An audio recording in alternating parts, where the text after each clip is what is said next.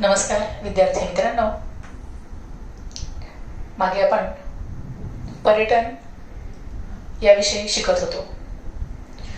आज आपल्याला पर्यटन आणि इतिहास याच्यातला पुढचा भाग त्या ठिकाणी शिकायचा आहे. चला तर मग सगळेजण वही आणि पेन घेऊन सज्ज आहात ना? तर काल आपण एका मुद्द्यापर्यंत येऊन पोहोचलेलो होतो. तुम्हाला माहिती आहे की थोडंसं मागचं सांगितल्याशिवाय आपल्याला पुढे लिंक त्या ठिकाणी लागत नाही, आणि म्हणून एक छोटासा प्रयत्न मी त्या ठिकाणी दररोज करत असते. काल आपण काय पाहिलं तर जे पर्यटक आहेत ना, त्या पर्यटकांना कोणकोणत्या सुविधा त्या ठिकाणी दिल्या पाहिजेत. तर कुठल्या सुविधा होत्या त्या? जेव्हा पर्यटक हा वाहतूक करतोय, मग वाहतूक करत असताना त्याला सुरक्षितता असणं गरजेचं आहे. त्याचबरोबर आता मला सांगा, त्याला काय लागतं आणखीन? निवासस्थान राहायला. मग आता ही निवासस्थाने कशी पाहिजे? तर ही निवासस्थाने जी आहेत ना, ती उच्च दर्जाची असणं गरजेचं आहे. त्याचबरोबर मी आणखीन एक सांगितलं होतं की स्वच्छतागृहे असणं सुद्धा त्या ठिकाणी गरजेचं होतं. हे सगळं आपण पाहिलंय, आणि आणखीन एक महत्वाचा घटक मी त्या ठिकाणी सांगितलेला होता. तो कोणता? तर जे दिव्यांग आहेत ना, त्या दिव्यांगांना सुद्धा सगळ्या सोयी आणि सुविधा पुरवणं सुद्धा अत्यंत गरजेचं असतं, जेणेकरून ते आपल्याला सुरक्षितपणे आणि चांगल्या पद्धतीनं या ठिकाणी पर्यटन करू शकतील. आणि म्हणून दिव्यांगांना या सोयी सुविधा पुरवणं हे सुद्धा महत्वाचं आहे. हे आता आपणास कळालेलं आहे. यानंतर आता पुढे आपण जाणार आहोत. आता मला सांगा की मग हा ऐतिहासिक जी वारसा स्थळे आहेत ना, तर ही ऐतिहासिक वारसा स्थळे त्यांची काळजी घेणं का गरजेचं आहे, हे मी तुम्हाला सांगणार आहे.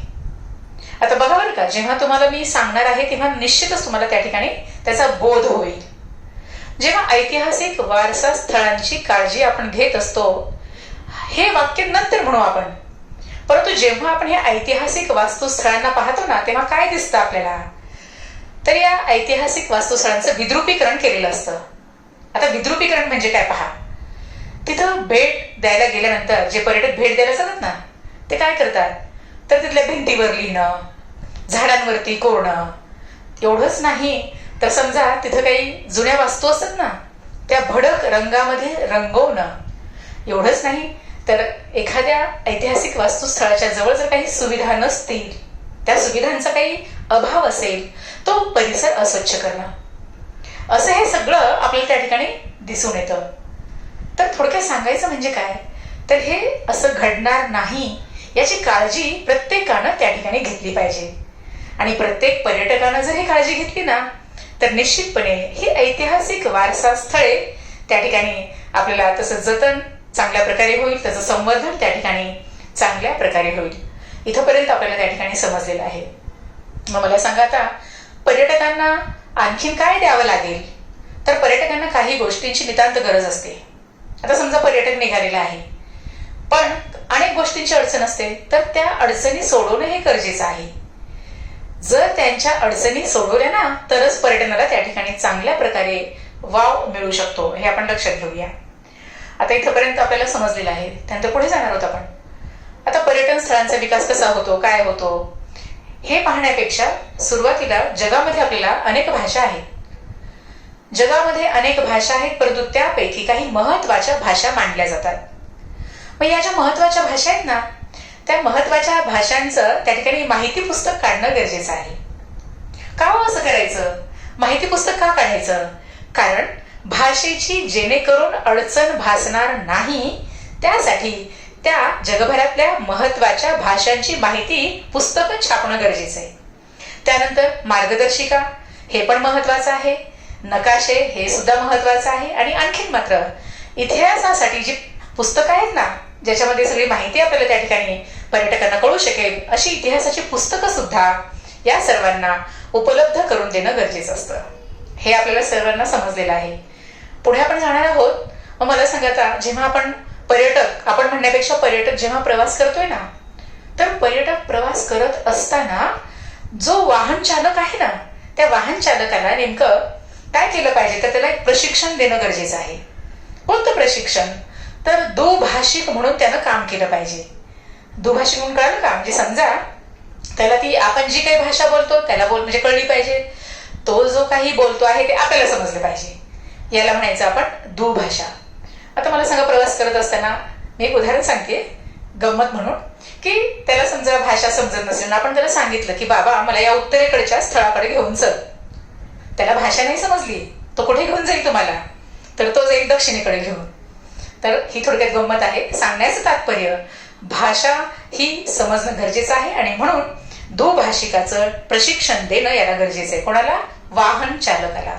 आणि त्याचबरोबर तो आणखीन एक काम करत असतो किंवा महत्वाची भूमिका पार पाडत असतो.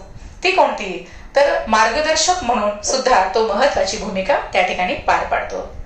चला तर बाळांनो, इथंपर्यंत आपल्याला त्या ठिकाणी समजलेलं असेल. पुढच्या मुद्द्याकडे आपण त्या ठिकाणी वळणार आहोत. पुढचा मुद्दा या ठिकाणी आपण लिहून घेऊया. ऐतिहासिक स्थळांचं जतन व संवर्धन. मुद्दा परत एकदा लक्षात घेऊया आपण. ऐतिहासिक स्थळांचं जतन आणि संवर्धन आपण त्या ठिकाणी पाहणार आहोत.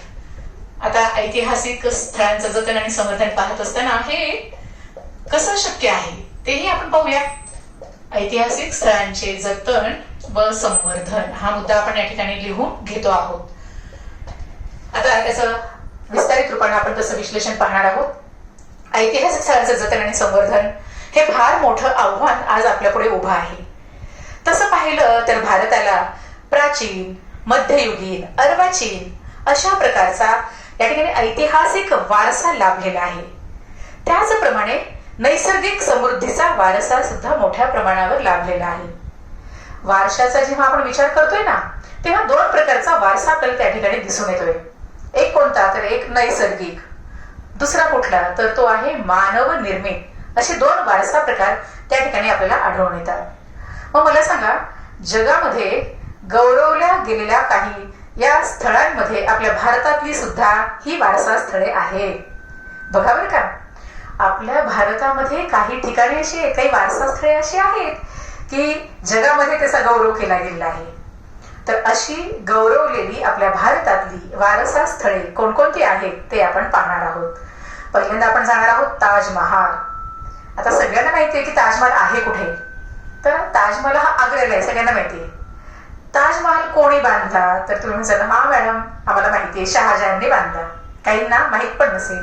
ठीक आहे, आपण माहिती करून घेऊया. शहाजहानने आपल्या पत्नी, आता बघा ना, त्याची पत्नी कोणती? मुमताज. तिच्या स्मरणार्थ, कारण तिचं निधन झालं, ती मरण पावली होती आणि तिच्या स्मरणार्थ म्हणून त्याने ते काय केलं? ताजमहाल बांधला. आणखीन आपण त्याच्या पुढचंही काही ऐकतो बरं का. म्हणजे काय नेमकं? तर शहाजहानला त्याच्या पत्नीवर इतकं प्रेम होतं की त्याने इतकी सुंदर कलाकृती ताजमहालच्या द्वारे त्या ठिकाणी उभी केली होती. बघा, आणि मग त्याला असं वाटत होतं की अशी वास्तू पुन्हा उभारणे नाही. आणि आपण हे ऐकलंय की त्याने कारागिरांचे हातच कापले होते. आता खरं खोटं आपण त्या काळात नव्हतं, नाही का, पण असं म्हटलं जातं, आपण मान्य करूया. इतकी अद्भुत अशी कलाकृती, इतकी सुंदर अशी कलाकृती, अप्रतिम अशी कलाकृती या ठिकाणी म्हणजे ताजमहल. आता हे आपलं पाहिलं की त्या ठिकाणी त्याची माहिती पण आपण मिळवलेली आहे. आता दुसरं ठिकाण आपण पाहूया. आग्र्यानंतर त्यानंतर जंतर मंतर वेधशाळा. आता तुम्ही म्हणाल की जंतर मंतर वेधशाळा हे काय नेमकं? तर हे आहे खगोलशास्त्रीय वेधशाळा, जंतर मंतर. तर थोडीशी मी माहिती तुम्हाला सांगणार आहे या खगोलशास्त्रीय वेधशाळेविषयी. आता जयपूर, राजस्थानमध्ये ठिकाण आपल्याला सगळ्यांना माहिती आहे, जयपूर शहर. तिथले जे सवाई जयसिंह राजे होते ना, द्वितीय, ते कसे होते? खगोलशास्त्रज्ञ होते, गणितज्ञ होते, वास्तु विशारद होते. आणि त्यांनी काय केलं की त्यांनी काही शहरांमध्ये अशा वेधशाळा ज्या आहेत ना, त्या अशा वेधशाळा त्या ठिकाणी काढलेल्या आहेत. मग कुठं कुठं काढल्या? त्याच्यामध्ये उज्जैनला काढली, त्यानंतर आग्र्याला काढली, त्यानंतर जयपूरला काढली, दिल्लीला काढली आणि मथुराला. आता मात्र मथुरा या ठिकाणी आपल्याला ही वेधशाळा दिसत नाही, परंतु बाकीच्या 4 शहरांमध्ये मात्र आपल्याला ती वेधशाळा त्या ठिकाणी आढळून येते. आणि मग या सगळ्यांचा जेव्हा आपण विचार करतोय ना, तर तुम्हाला आता माहिती कळाली की जंतर मंतर वेधशाळा म्हणजे खगोलशास्त्रीय, जिथं खगोलाचा अभ्यास केला जातो त्याला आपण खगोलशास्त्रीय वेधशाळा असं म्हणतो. आता पुढे आपण जाणार. मग हे झाल्या दोन वस्तू आपण पाहिल्या. तिसरं काय आहे नेमकं? तर आता तिसरं पाहत असताना ते आहे महाराष्ट्रामध्ये. मग महाराष्ट्रामध्ये कुठली कुठली अशी ऐतिहासिक वारसा स्थळे आहेत? त्याच्यामध्ये आपण अजिंठा सगळ्यांना माहिती आहे, वेरूळ आहे, घारापुरीची लेणी आहे, ज्यालाच एलिफंटा लेणी असं पण म्हणतात.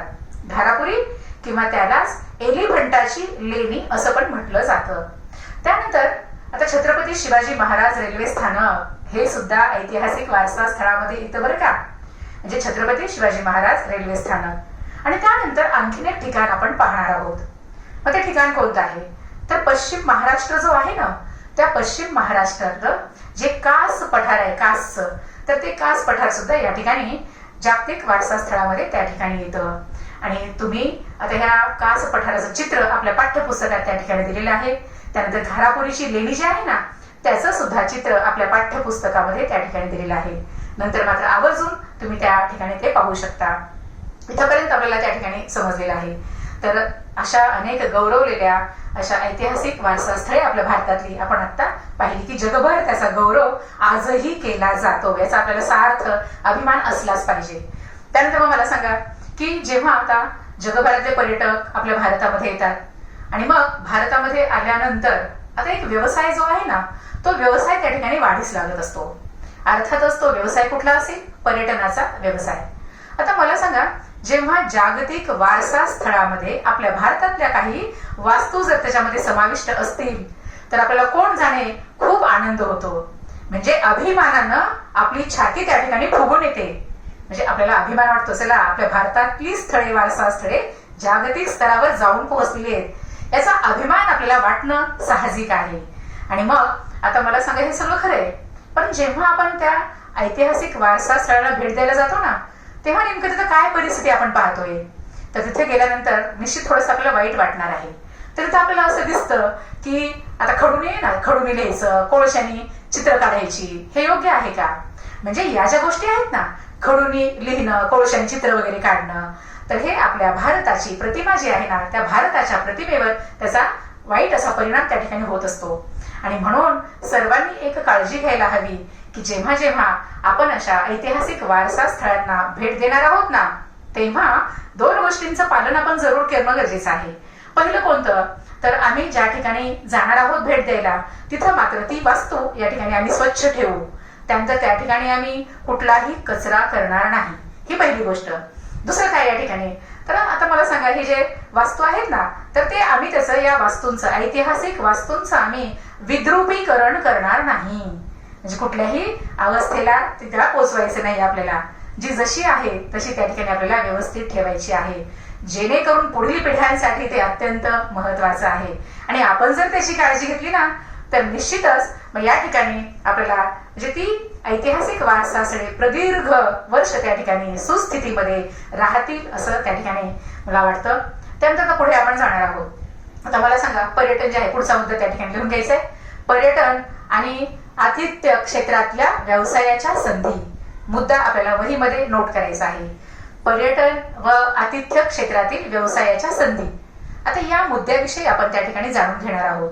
सगळ्यांना माहिती आहे की आता मला सांगा या पर्यटनाच्या क्षेत्रामध्ये सगळ्यात असा मोठा व्यवसाय म्हणून कुठला मानला जातो तर त्या ठिकाणी अर्थातच काय रोजगार मिळतो. याच्यामधून प्रचंड प्रमाणामध्ये रोजगार लोकांना त्या ठिकाणी प्राप्त होतो. आणि मग आता हा रोजगार प्राप्त होत असताना मग तो कसा काय प्राप्त होतो. आता मला सांगा अनेक पर्यटक आपल्या भारतामध्ये भेट देण्यासाठी येतात.